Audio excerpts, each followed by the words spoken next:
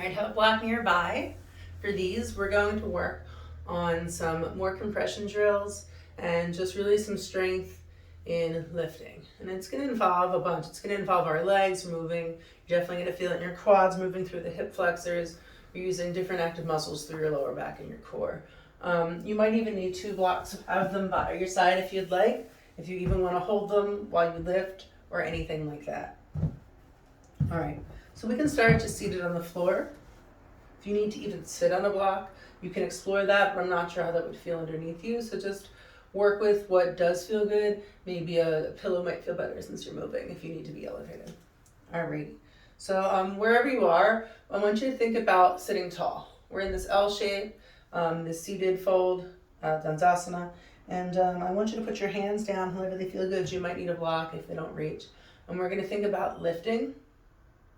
I want you to just lift from here, 1 foot. And I want you to fold to about 45 degrees and lift. Sit up, lift, fold, lift. Sit up, lift. Think about pointing through your toes, finding length through your leg. When I fold, I'm just looking forward. Keep your back straight. Lift. 2 more. Up, lift, fold, lift, up, lift, fold, lift. Other side, ground down through the opposite side, lift, reach, lift, lift, reach, lift. Keep pointing through your toes. The side might feel a little different.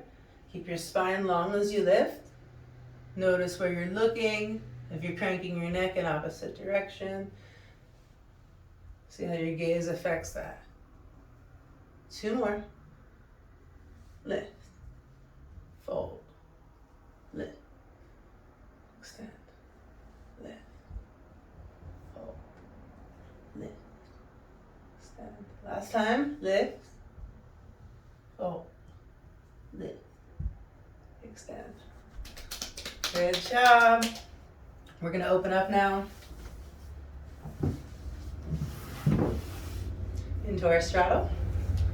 And again, doesn't matter how open your straddle is, just take a straddle that works for you. Really think about keeping your knees and your toes facing up towards the sky, towards the ceiling, just away from the floor. And yeah, let's take the right side first. So your body generally will face the center when you're in a straddle, a center straddle at least, center split, and we're gonna face the right side or whatever side works for you. I'm gonna take the right side first. And bring your hands on either side of your leg. Sit tall. We're gonna lift for 1, 2, 3, 4, 5, 6. Other side. Turn, lift. 1, 2, 3, 4, 5. Woo! 6. All right, you're gonna feel a burn. If 6 doesn't work for you, do how many does. If you'd like to add on or take away, make this practice yours. All right. Generally, we'll repeat this drill with some others. So if that is in your practice, listen to your body and maybe you progress with more and more each time you show up. Awesome. So now we're going to be lifting both legs at a time. And so there's some options with our hands and I want you to explore them. You could have your hands here and lift. You have your hands here, chest forward. I find this a little harder because I like to lean back, so it's kind of nice to have here. Also, it might be nice to have 1 forward and 1 back. Just make sure you're not holding your breath. All right, really just think about grounding down, sucking your belly up and in, so staying tall, really keeping your core engaged the entire time. And we're lifting through the legs, but as we point through our feet, we're really finding extension and contraction through our quads and into our hip flexors, and we're really beginning to use these lower core muscles to pull us up, and that's very similar to what we need to pull ourselves into our body. So that's both the same mechanics used to pull our legs into our chest and then up for press, and then similarly on the way back down from handstand, what's going on is we're lifting through the hips and we're squeezing our thighs towards our chest to lower down or through our hands or maybe into some kind of arm balance. All right. So we're gonna do 6 of these. I'll do 2 on each side just to see how that works. All right, here we go. 1, 2, keep breathing. 3, 4, 5, 6. Cool. And to come out of it, I like to kind of just wiggle my legs, give my hip flexors a little love, a little pounding. Just kind of get blood moving through here. All right, another option for this lovely area of drilling is using a block.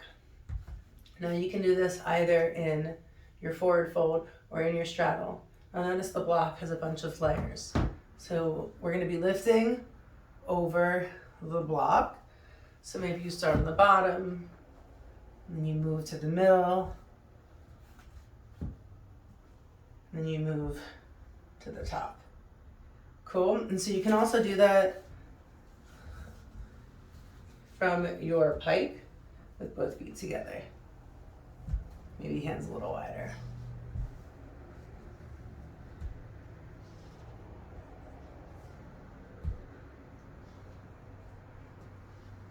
Good. Make sure you try 6 of these.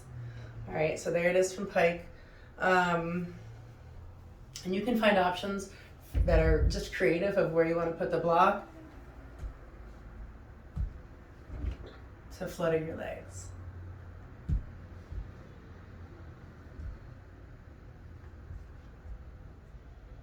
And just make sure you're doing both sides, and really just working everything out and changing positions.